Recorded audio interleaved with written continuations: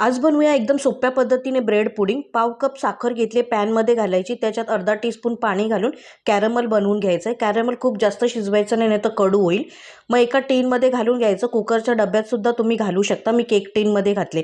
आता हे सेट करायला बाजूला ठेवून द्यायचं। आता पुडिंगचं मिश्रण बनवून घेऊया। त्यासाठी मिक्सरचं भांडं घेतले, 4 ब्रेडचे स्लाइस घेतले, त्याच्या कडा काढून घ्यायच्या, तुकडे करून मिक्सरच्या भांड्यात घालायचे। अर्धा लिटर दूध मी गरम करून घेतलेलं आणि रूम टेम्परेचरला थंड करून घेतलं, ते दूध घालायचं। अर्धा कप साखर आणि 4 चमचे कस्टर्ड पावडर घालायचे, व्हॅनिला कस्टर्ड पावडर। आता हे सगळं मिक्सरला फिरवून घ्यायचं 1-2 मिनटं, असं मिश्रण होईल। मग आपण त्या टीनमध्ये घालायचं ज्यामध्ये कॅरमल घातलेलं।